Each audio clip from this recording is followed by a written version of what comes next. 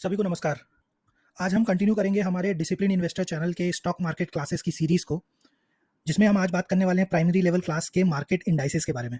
जैसा कि आपने देखा है कि अभी चैनल में stock market classes discipline investor की सीरीज़ में हमने 2 क्लासेस अपलोड की हुई हैं। एक है नर्सरी लेवल की क्लास, जहाँ पे हम ये सीखते हैं कि किस तरह से प्राइमरीली आपको स्टॉक की एनालिसिस करना चाहिए, और फिर हमने एक केजी क्लास भी अपलोड की है जहाँ पे हमने टूल्स एंड टेक्निक्स की बात करी है। Screener, trading view, trend line, Google finance, इन ऐसी टूल्स एंड टेक्निक्स को कैसे यूज़ करके आप शेयर के एनालिसिस को खुद से एनालाइज कर सकते हैं।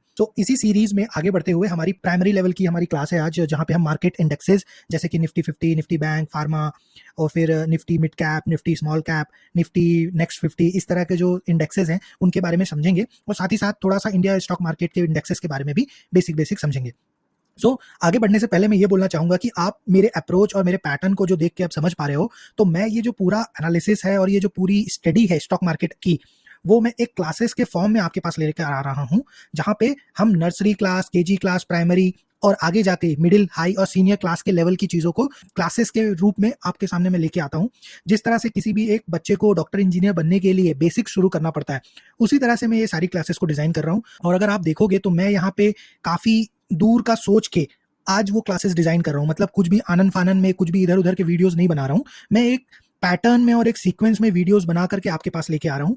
अगर आप स्टॉक मार्केट में बिगिनर हो तो डेफिनेटली ये सारी क्लासेस आपको काफी हेल्पफुल होने वाली है। लेकिन अगर आपको ऑलरेडी 1 साल 2 साल हो रखे हैं, तब भी अगर इन टॉपिक्स को आप दोबारा से देखोगे तो आपका ही नॉलेज बढ़ेगा और आपको डिसीजन लेने में हेल्प होगी। यही पैटर्न्स होते हैं और यही वो स्टॉक मार्केट के क्लासेस होते हैं जो बड़े बड़े मार्केट के गुरुज, बड़े बड़े फाइनेंशियल इन्फ्लुएंसर्स या बड़े बड़े यूट्यूब चैनल्स आपको क्लासेस के रूप में डिज़ाइन करके बेचते हैं, और आप उनकी क्लासेस को जा करके आपको बाई करके यही चीज़ों को सीखना होता है। मैं यहाँ पे चीज़ों को फ्री और अच्छे और सिंपल भाषा में समझाने की कोशिश कर रहा हूँ। और यकीन मानिए, ये चैनल कितना भी बड़ा हो जाए, बट ये जो कंटेंट मैं बना रहा हूँ स्टॉक मार्केट क्लासेस का, किसी भी एक रिटेल इन्वेस्टर को सीखने के लिए, ये मैं हमेशा फ्री रखूँगा अपने चैनल पे और किसी भी प्लेटफॉर्म में। यही मेरे इस चैनल को चलाने का ऑब्जेक्टिव है, उद्देश्य है कि मुझे जितना आता है, मेरे को 10 साल हो गए स्टॉक मार्केट में, मैंने जितना सीखा है मैं अपनी नॉलेज इस वीडियोस के थ्रू आप तक पहुंचाऊंगा।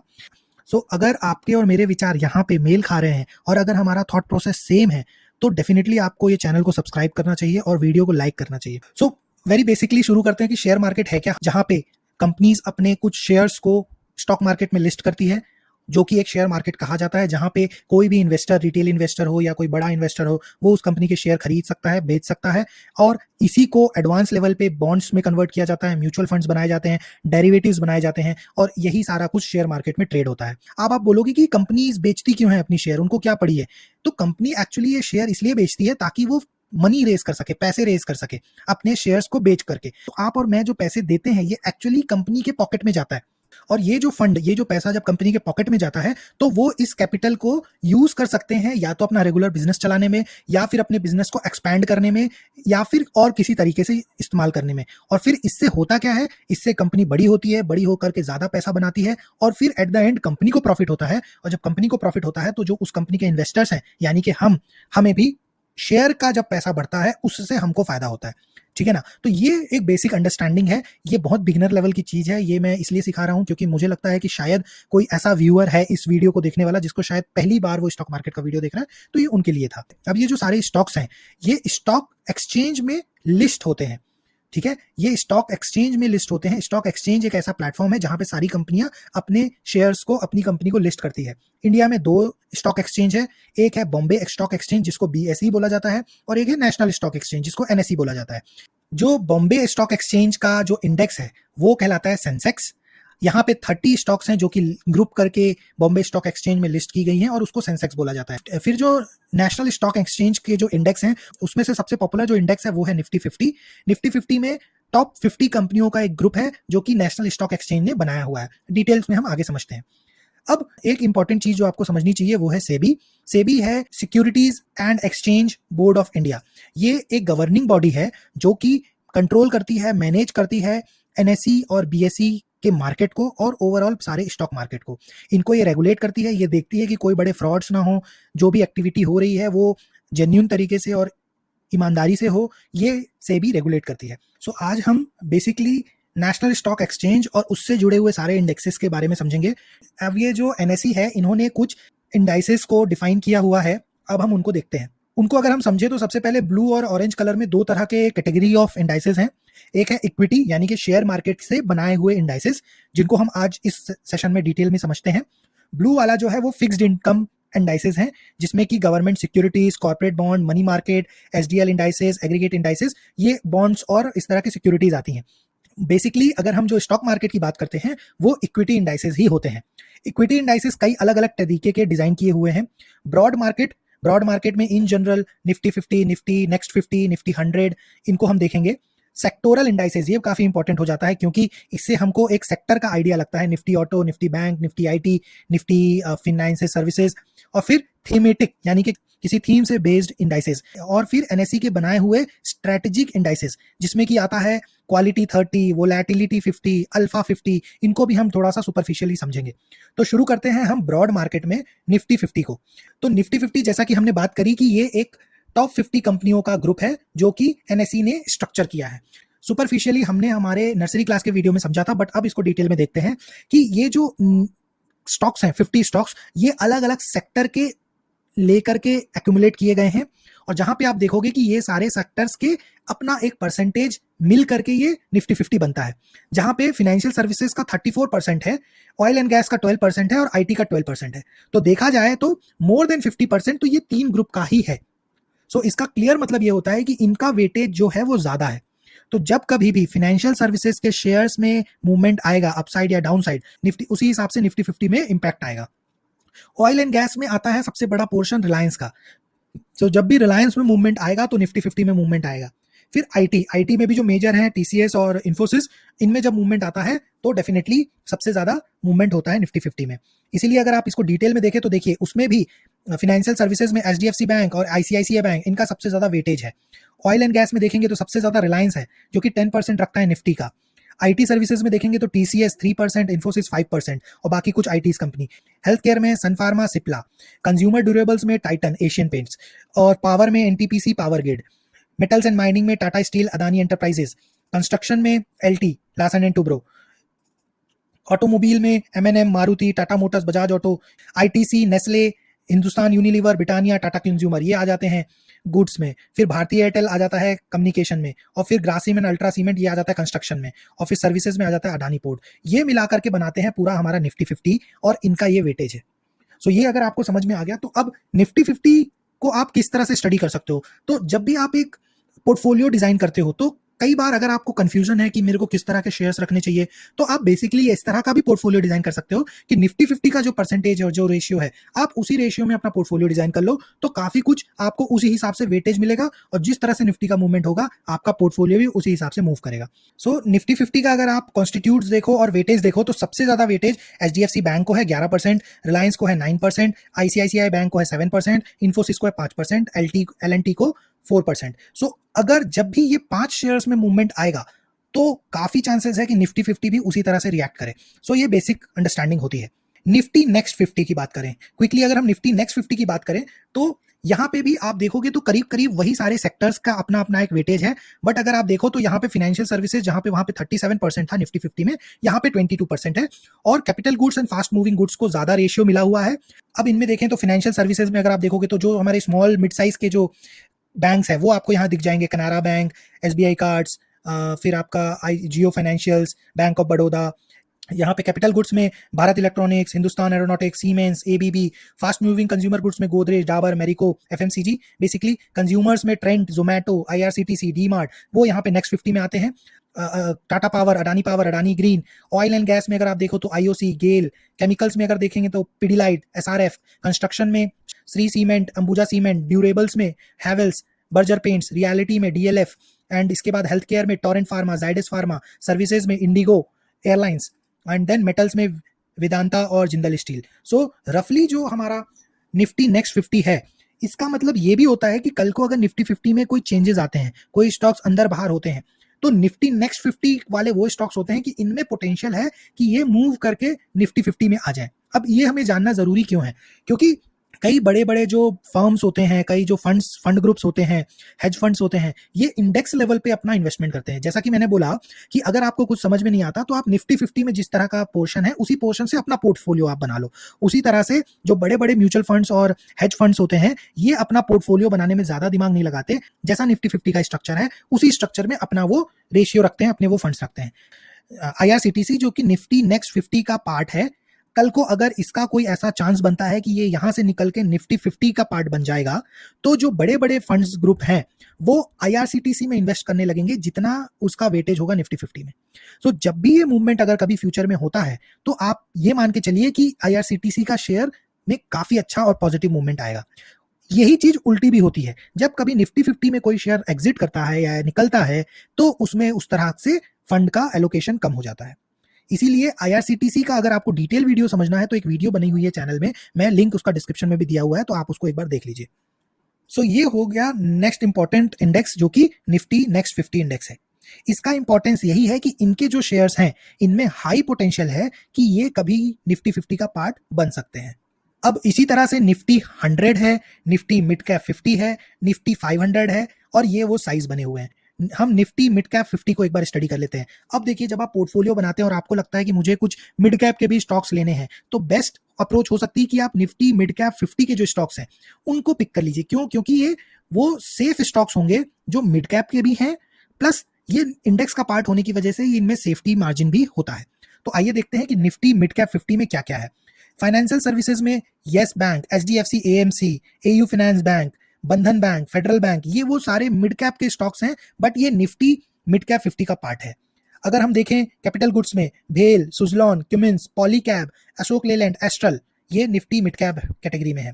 ऑटोमोबाइल में भारत फोर्ज, MRF, IT में परसिस्टेंट, कोफोर्ज, एम्फेसिस, रियलिटी में गोदरेज, ओबरॉय, केमिकल्स में Pidilite, UPL, oil and gas में Hindustan petroleum, Gujarat gas, Petronet, Idea, Tata communication, Indus tower, health care में Max health care, Auro pharma, Lupin. And then अगर हम कंज्यूमर्स में देखें तो hotel, Indian hotels, Jubilant food, metal and mining में NMDC, सेल, सर्विसेज में Concor, GMR infra, textiles में page industry, construction में ACC, डालमिया भारत, कंज्यूमर्स में डिक्सॉन। सो आप देखिए ये निफ्टी मिड कैप 50 का इंडेक्स है। सो कई बार आपको कंफ्यूजन है तो आप इन स्टॉक्स को स्टडी करके निफ्टी का कोई मिड कैप स्टॉक अगर आपको लेना है तो आप इनमें से भी कुछ पिक कर सकते हैं। ये आपका अप्रोच हो सकता है। अब इसी तरह से अगर आपको कोई स्मॉल कैप खरीदना है, अगर आपको लगता है, क्योंकि देखिए कई बार क्या होता है कि ऐसा हम क्यों बात करते हैं कि large cap, mid cap, small cap, क्यों? क्योंकि जो लार्ज कैप होते हैं वो सेफ्टी तो देते हैं, बट लेकिन उनमें जो स्टॉक की ग्रोथ है वो स्लो होती है। मिड कैप में थोड़ा सा रिस्क होता है, लेकिन इनकी ग्रोथ की जो स्पीड होती है, शेयर की जो ग्रोथ होने की जो स्पीड होती है वो ज्यादा होती है। लेकिन उसी तरह से स्मॉल कैप जो होता है वो हाईली रिस्की स्टॉक्स होते हैं, लेकिन उनमें जो पोटेंशियल होता है, अगर वो अच्छा करा वो बिजनेस और ग्रोथ हुई तो शेयर कई ज्यादा गुना रिटर्न दे सकता है एक लार्ज कैप से। इसलिए हमारे पोर्टफोलियो जब हम बनाते हैं तो हम अच्छे से स्टडी करके 1-2 या कुछ परसेंट का अपना एलोकेशन स्मॉल कैप पे भी कर सकते हैं। सो अब आप सोचोगे कि यार मैं कौन सा स्मॉल कैप खरीदूं, तो बेस्ट होगा कि आप स्मॉल कैप 50 इंडेक्स देखो। यहाँ पे स्टडी करके आप देख सकते हो कि ऐसा कौन सा स्मॉल कैप है जो आप सोच सकते हो लेने में। अब यहाँ पे भी इंडेक्स वाइज देख लो आप। फाइनेंशियल सर्विसेज में बहुत सारे हैं, CDSL, CAMS, angel one, Karur Vysya bank, IEX, IDFC, RBL bank, Aavas financial, काफी कुछ है। IT में देखें स्मॉल कैप तो Cyient, Birla soft, Zensar, Tanla. Automobile में देखें तो Exide industry, RK forge. Oil and gas में देखा जाए तो MGL, Castrol. Metal and minings में नेशनल एल्यूमिनियम, कंस्ट्रक्शन में NCC, मीडिया एंटरटेनमेंट में PV और आइनॉक्स, पावर में CESC, fast moving consumer good में रेडिको खैतान, फॉरेस्ट में सेंचुरी टेक्सटाइल, टेक्सटाइल में रेमंड्स, कंज्यूमर सर्विसेज में इंडिया मार्ट और केमिकल्स में RT इंडस्ट्री, नवीन फ्लोरीन, टेलीकम्युनिकेशन में HFCL, तेजस नेटवर्क, हेल्थ केयर में ग्लेनमार्क, नेटको फार्मा, PPL फार्मा। सो इस तरह से ये स्मॉल कैप की कंपनीज हैं, इनको भी आप अच्छे से देख सकते हो, स्टडी कर सकते हो, और यहाँ पे भी अगर आप वेटेज देना चाहो तो अकॉर्डिंगली स्मॉल कैप में उस सेक्टर की कोई अगर कंपनी लेनी हो तो। सो ये है इन जनरल ब्रॉड मार्केट की कैटेगरीज, और इनको आप स्टडी करके अपने ब्रॉड मार्केट एलोकेशन अपने पोर्टफोलियो में अकॉर्डिंगली कर सकते हो। अब आ जाते हैं सेकंड सेगमेंट में जो कि है सेक्टोरल इंडाइसेस। ये वेरी क्लियरली आप नाम से समझ सकते हो कि ये सेक्टर के इंडेक्स बने हुए हैं। सो निफ्टी बैंक में अगर आप देखेंगे तो जो मेजर बैंक्स हैं उसमें से HDFC bank, ICICI bank, axis bank, Indus bank और SBI बैंक, ये वो मेजर बैंक्स हैं जो सबसे ज़्यादा पोर्शन रखते हैं। अब अगर आप सोचते हो कि मुझे एक बैंक में कुछ इन्वेस्ट करना है और लार्ज कैप बैंक में इन्वेस्ट करना है, तो इनमें से कोई भी एक बैंक आप पिक कर सकते हो। वेटेज आप उस हिसाब से दे सकते हो जिस हिसाब से आप यहाँ देख पा रहे हो, अगर आपको इंडेक्सेस को फॉलो करके पोर्टफोलियो डिजाइन करना है तो। नेक्स्ट हम निफ्टी ऑटो को देखते हैं। निफ्टी ऑटो में अगर आप देखेंगे तो M&M, Mahindra and Mahindra, Tata Motors, Maruti, Bajaj auto, ये जो 4 व्हीलर सेगमेंट के जायंट्स हैं, ये ज़्यादा वेटेज रखते हैं। 2 व्हीलर सेगमेंट में Bajaj auto, TVS motor, hero motor. फिर अगर देखा जाए तो इसमें आपको ऑटो एंसिलरीज भी मिलेगी जैसे मदरसन। फिर आपको एक्साइड इंडस्ट्री मिलेगी बैटरीज में, MRF मिलेगी, अपोलो टायर मिलेगी इन टायर सेगमेंट में। ये ऑटो इंडेक्स हो गया। अब हम देख लेते हैं निफ्टी आईटी। निफ्टी आईटी को अगर आप स्टडी करेंगे तो यहाँ पे मेजर कंपनीज हैं टीसीएस और इन्फोसिस, जिनका सबसे ज्यादा वेटेज है। Wipro, Tech Mahindra, HCL Tech, Larsen and Toubro, Mindtree, Persistent, Coforge, Mphasis, LTTS। सो ये वो कंपनीज हैं जिनमें आप ये मान सकते हो कि ये लार्ज कैप कंपनी है, मल्टीपल इंडाइसेस का ये पार्ट है। इनमें इन्वेस्टमेंट करने के लिए आपको सुपरफिशियली ज़्यादा सोचने की ज़रूरत नहीं है। फंडामेंटली आप स्टॉक की एनालिसिस कर ही सकते हो, जैसा कि हम हमारे चैनल में करते हैं। अगर और सेक्टोरियल्स को देखें तो हमको मिलेगा यहाँ पे दूसरे सेक्टोरल इंडाइसेस दिख जाएंगे। Nifty FMCG, Nifty health care, Nifty media, metal, pharma, private bank and PSU bank. ये बेसिकली सेक्टोरल इंडाइसेस हैं। अब हम बात करते हैं थीमेटिक इंडाइसेस की, तो अभी मैं उनके ही बात करूंगा जो इस समय काफी चर्चे में है। एक ऐसा सेक्टोरल इंडाइसेस है Nifty EV, electronic vehicles and new age automotive. अब अगर आप इस इंडेक्स को देखोगे तो यहाँ पे आपको दिखेगा कि इनका जो कॉन्स्टिट्यूट्स हैं वो है बजाज ऑटो, महिंद्रा, टाटा मोटर्स, संवर्धन मदरसन, मारुति सुजुकी। तो इसमें आप देखोगे जो मेन ऑटो के प्लेयर्स हैं, प्लस ऐसे ऑटो एंसिलरीज भी जो कि इलेक्ट्रिक व्हीकल्स में काम कर रहे हैं। तो अगर आपको कोई ईवी को पिक करना है, कोई ऐसी कंपनीज को भी पिक करना है जो ईवी सेगमेंट में काम करती है, तो यहाँ से उन कंपनियों को पिक किया जा सकता है। नेक्स्ट जो कि काफी चर्चे में है इस समय वो है Nifty India defence. Nifty India defence की फैक्ट शीट को अगर हम देखें तो यहाँ पे हमको वो सारी कंपनीज दिखेंगी जो इस समय डिफेंस सेगमेंट में काफी काम करती हैं। Hindustan aeronautics, Bharat electronics, solar industry, Bharat dynamics, Cochin shipyard. कई बार आपको इधर उधर से समझ में आता है कि यार इस सेक्टर में काफी अच्छा मूव आ रहा है, जैसे कि डिफेंस सेक्टर में मूव आ रहा है। फिर आप जाकर के इन स्टॉक्स की लिस्ट निकाल के आप हर स्टॉक्स को देखो, तो कई बार आप ऐसा पाओगे कि यार 10 में से 8 स्टॉक्स हैं जो भाग चुके हैं, 2 स्टॉक हैं जो नहीं भागे हैं। तो कई बार आप वहां पे एक उस तरह का स्ट्रेटेजिक डिसीजन ले सकते हो कि जो स्टॉक्स नहीं भागे हैं, अगर वो फंडामेंटली अच्छे हैं, उनका रिजल्ट अच्छा है, तो आप उनको थीम के हिसाब से, डिफेंस की थीम के हिसाब से उन स्टॉक्स में एंट्री ले सकते हो, क्योंकि आपको पता है कि 8 भागे हैं, ये जो 2 बच गए हैं ये शायद भागे। कई बार आपको इस तरह से स्ट्रेटजी बनाने में हेल्प होती है। और इसी तरह से अगर हम कोई दूसरे थीम्स को देखें तो इंफ्रास्ट्रक्चर हो गया, मोबिलिटी हो गया। अब जैसे कि एक और थीम इंडेक्स है निफ्टी SME इमर्ज, यानी कि small and medium size enterprises, जो ऐसी छोटी कंपनीज हैं जो कि ग्रो कर रही हैं और इमर्ज हो रही हैं। उस हिसाब से देखा जाए तो ये काफी छोटी छोटी कंपनियां होंगी जिनको आप स्टडी कर सकते हो। जैसे कि इन सेगमेंट में कोई SME का कोई कंपनी हमें पिक करनी है तो उसमें कैपिटल गुड्स में आपको मिलेगा जैसे कि ओरियाना, तिरुपति, यूरोबॉन्ड, सोलैक्स। IT में कोई SME अगर छोटी कंपनी देखे तो सहाना, कोडीटेक, इनके तो नाम भी हम ज़्यादा नहीं सुने हैं, लेकिन इन स्टडी को पिक करके फिर स्टडी किया जा सकता है। फिर देखें तो यहाँ पे इस सेगमेंट में अन्नपूर्णा, सर्विसेज सेगमेंट में अगर देखें तो डायनामिक केबल्स, इन्फिलॉन। इसी में अगर हम देखें तो ओरियाना पावर, जीना सीखो, ये बहुत सी छोटी छोटी कंपनीज होंगी, बट अगर आप इनको रीस्टडी करोगे तो शायद इनमें से कहीं से कोई पोटेंशियल कंपनी आपको मिल जाए।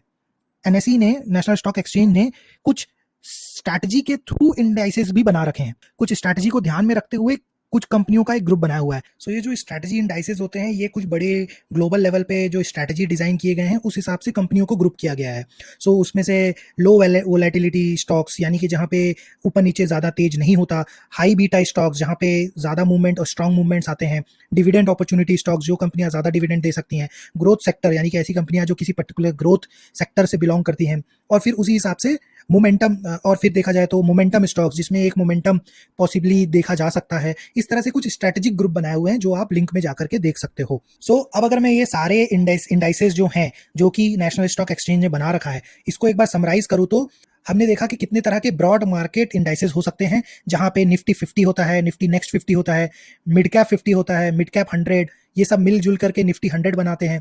फिर उसके बाद Nifty mid cap, Nifty small cap, इस तरह से इंडेक्सेस डिजाइन किए गए हैं ब्रॉड मार्केट में। फिर हमने कुछ सेक्टोरल इंडाइसेस देखे, auto, bank, FMCG, IT, media, pharma, ठीक है, और उसी तरह से कुछ थीमेटिक इंडाइसेस देखे, और हमने स्ट्रैटेजिक इंडाइसेस देखे।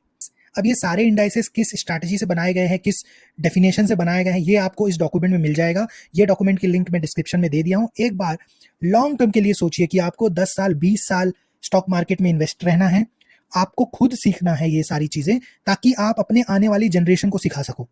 सो ये डॉक्यूमेंट को एक बार आप ज़रूर से देख लीजिए समय निकाल के, और अगर आपको कोई भी क्वेश्चन आता है कमेंट में ड्रॉप कीजिए, मैं कोशिश करूंगा वो क्वेश्चंस को आंसर करने का।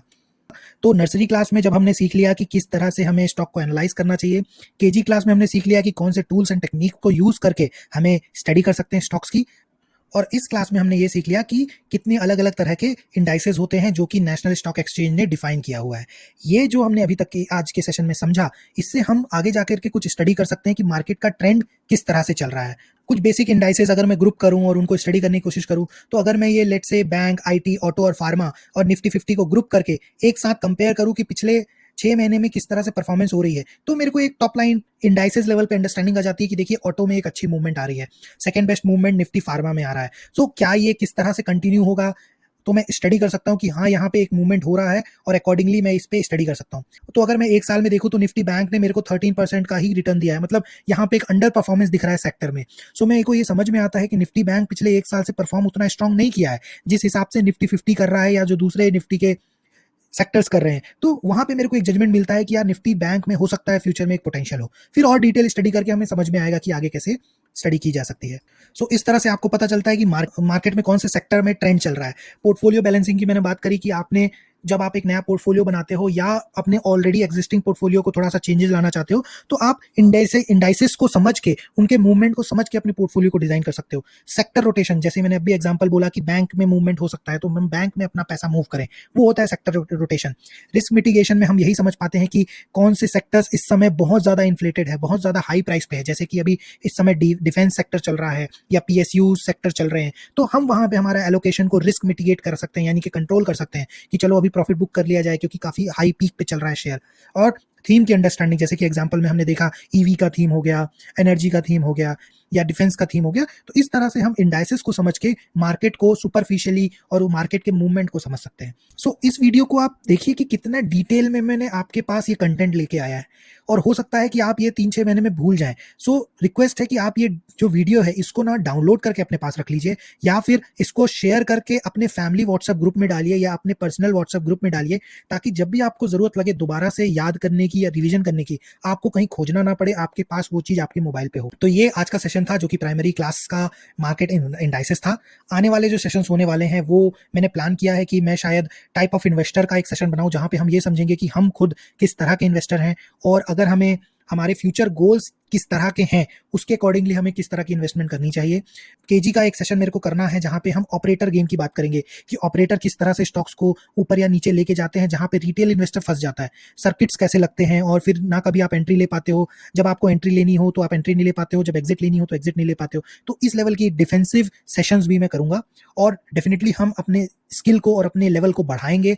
मिडिल क्लास में पोर्टफोलियो को बिल्ड करना सीखेंगे, हाई क्लास में हम मैक्रो इकोनॉमी सीखेंगे कि वर्ल्ड मार्केट कैसे काम करता है, ब्रेंड का मूवमेंट, वॉर के सिनेरियोज, रेट कट, यूएस में इलेक्शन, इंडिया में इलेक्शंस, इनके इंपैक्ट किस तरह से आते हैं वो हम हाई क्लासेस में सीखेंगे, और डेफिनेटली मेरे कुछ सीनियर क्लासेस के भी प्लान है जो मैं आप तक लेके आऊंगा। सो यहाँ तक के अगर आपने पूरे सेशन को सुना है तो हाथ जोड़ के थैंक यू, बिकॉज मैंने जितने एफर्ट्स लगाए एटलीस्ट आपने पूरा उसको वैल्यू दिया। एंड अगर आपको मेरा सेशन और मेरा अप्रोच पसंद आ रहा है तो प्लीज प्लीज प्लीज सब्सक्राइब कीजिए, एंड डेफिनेटली हम हमारी ये सीरीज जो है डिसिप्लिन इन्वेस्टर की स्टॉक मार्केट क्लासेस की सीरीज, ये हम कंटिन्यू करेंगे आने वाले वीडियोस में। आज के लिए इतना ही। Thank you everyone.